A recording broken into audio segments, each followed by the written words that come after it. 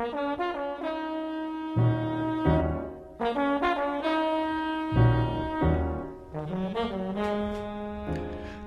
and welcome to the SecurityOrb Show. My name is Caleb Charles, your host. SecurityOrb is a podcast about information security, digital privacy, and internet safety, and the contributors in the field. We are at www.securityorb.com. Today we'll be talking to Jayson Street, InfoSec Ranger of Pwnie Express and the author of Dissecting the Hack. He also will be speaking at the upcoming Show Me Con Security Conference in St. Louis, Missouri.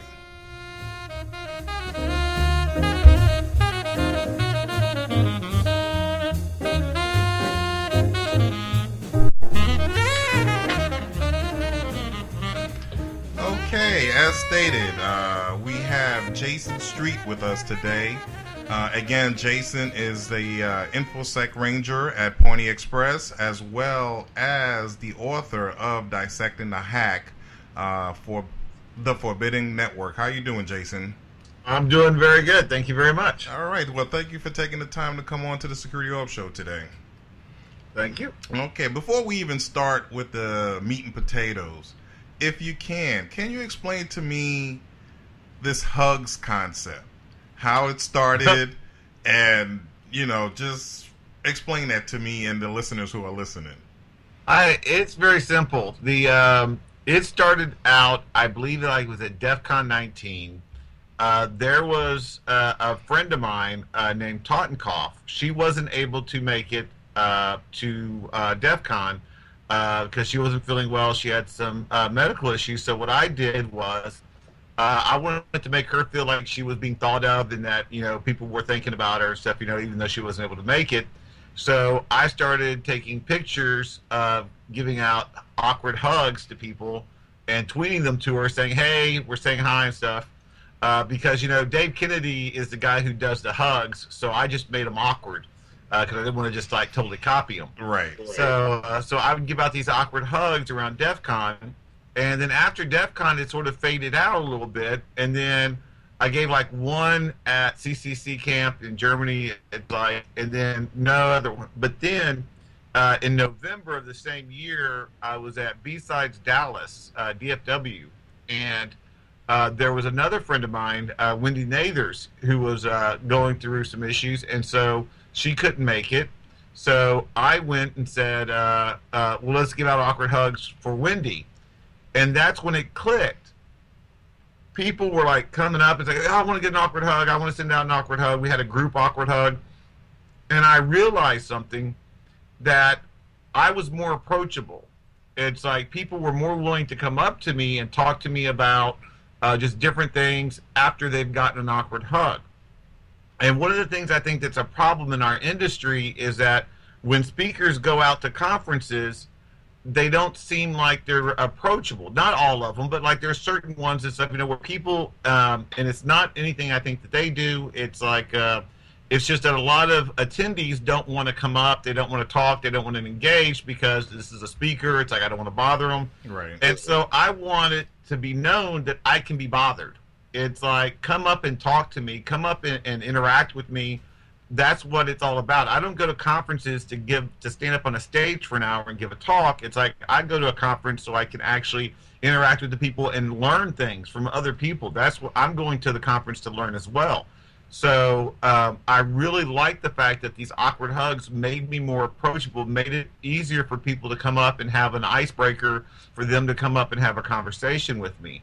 And so it grew from there. And it's and once after you awkward hug, Oliver Stone and Jimmy Fallon and General Keith Alexander and Mitch McConnell. It's it's just one of those things now. It's a meme. Right. So, but the most important part about it to me is people who normally wouldn't come up and talk to me or engage with me are coming up and actually talking and having a conversation, and they realize that it's anybody that goes up on that stage, you should be able to talk to after they get off that stage and talk to them and interact with them and learn from them on a one-on-one basis if you can. So that's the main reason why I like to keep the awkward hugs going.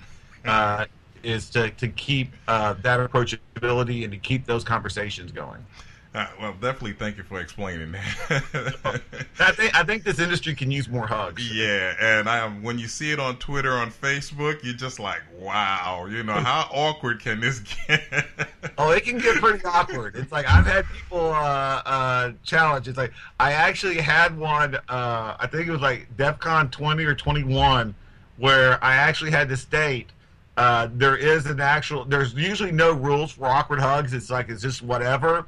But there are no awkward hugs allowed at the urinal. It's like, so please don't approach me at the urinal and ask for an awkward hug, because that's just an awkward line I'm not crossing. That's a good rule right there. Well, definitely thank you for explaining that to us.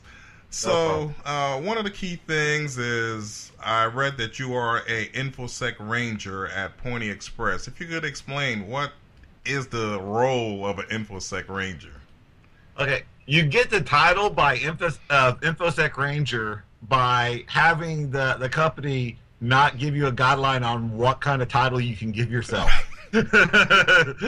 So that's how you get the title of InfoSec Ranger. It's like, just come up with a title that you think describes you, Jayson, and stuff. And I started out with Security Samurai, but that didn't work out because Pwnie Express, cowboys, horses, the actual Pwnie Express.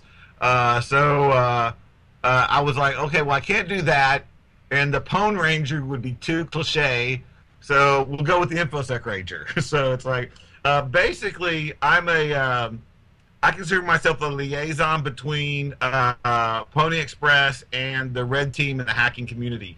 Pwnie Express has been pretty awesome from the get-go. And I've been a fan of theirs from the very beginning when they first came out with the product.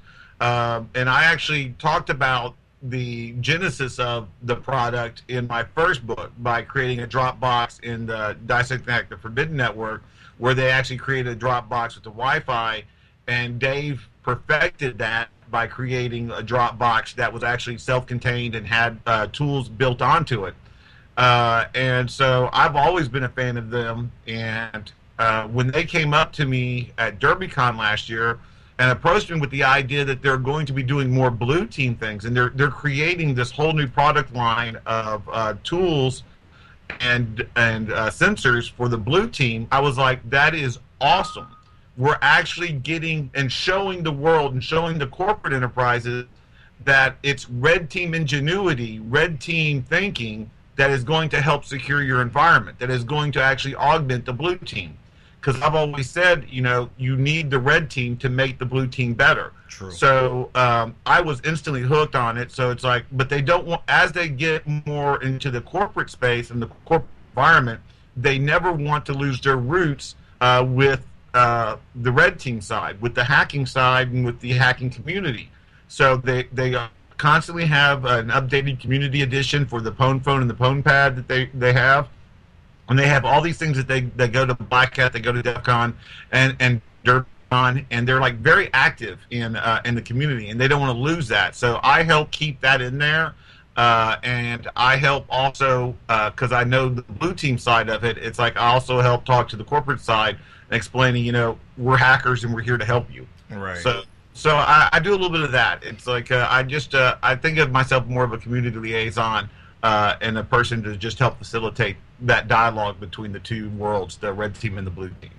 And I guess no better person than a person who used this as actual engagements. I was reading an article that you had with a unknown banking chain, and you've actually used it as part of your pen test. And if you could talk about that just a little bit. Yeah, I've used the Pwn plug for several financial institutions. I've used it here in the United States. I've used it in Lebanon when I've done banking there as well. It's really great advice. It's like you go in, and the key thing is I pride myself on being the lowest common denominator when it comes to an attack.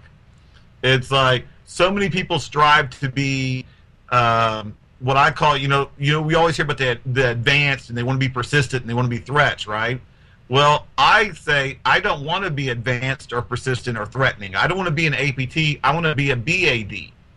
I want to be a basic, adorable destruction.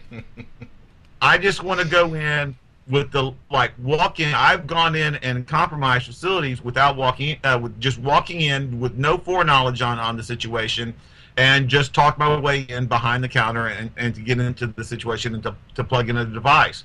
And in those banking institutions on the West Coast here in this country, that's exactly what I did. I signed in as a vendor. I had a blue work shirt that had DEF CON on it because I like to come in with warning labels.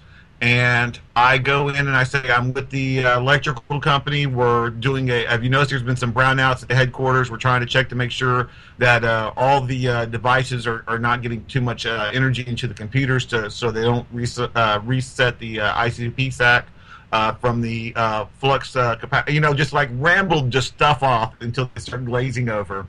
And I show them the little white box. It's like, well, I just need to plug this into your network and see. It's like it'll monitor your power usage and it'll show if there's going to be any brownouts. And I need to go to all your computers and make sure that they all have power surge protectors on them. And so they actually let me. I actually got the manager of the location actually used her desk to plug in the device and behind her desk. And then I walked all the way through the teller line, behind the drive-through teller line, in the back office where the big vault is. It's like not the big shiny one that they use for show, but the actual place where they keep the money. And it was incredible because I had no verification. It's like I used a fake name that I had no ID for. I used a fake company. I used a fake phone number that I had no idea where it went to. But because I appeared the way that I should be, and I didn't seem threatening, and as you know, because I'm adorable, it's like they let me in. And that's what I tell people. It's like what I do is not something that's sophisticated. It's basic human nature. And we have to train our employees properly. If I would have gone in there with a shotgun or a ski mask, the tellers would have done everything the correct way. But because I came in non-threatening and I came outside of their realm of training, then that's why they were duped. And so basically when I do these engagements, I don't do what's a typical red team. Red teams come in and they're all ninjas and they all want to we just want to break everything and show how bad we destroyed everything. My whole philosophy is I go in as a purple team. I go in as a person trying to do a security awareness engagement where I actually try to, every person that I compromise on that facility, I then leave the facility successfully for 2 minutes. And then after 2 minutes, I walk back in and then I go in and I talk to every person I compromised and I explain to them what I did, why I was a bad person, why that was the wrong thing to do, and what the right thing would be to do. So instead of getting a report and in 3 months a memo coming out saying this happened 3 months ago and it was really bad, they get that instant education, that teachable moment, I call it, that they realize that was a bad thing. I need to watch out for someone doing that again next time. So they actually get an actionable item to protect themselves from. And on the third day of the engagement, I try to get caught. I actively try to get caught. I change my speech patterns. I sound less confident. I get more shifty. It's like I try to be more obvious so they'll catch me. So that gives them a positive reinforcement to leave off the engagement because I've already been successful the first 2 days. The third day, I give them a win so it's not all negative. So because we're dealing with humans at the end of the day. Interesting approach on that part. Yeah, very different. One of the key things is that I teach at Capital Technology University. I teach a security class, and we have term papers. And social engineering seems to be the least sexy of the security topics, but when you read information in the news, it seems to be the most successful.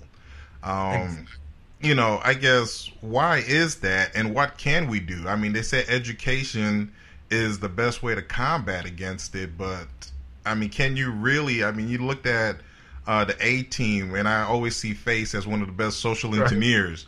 His success rate was like 98%. I mean, how do you really defend against some of these tactics that are out there? My success rate's been 100% so far. It's like so Face needs to step up his game. but quite honestly, it's blinky boxes are great, and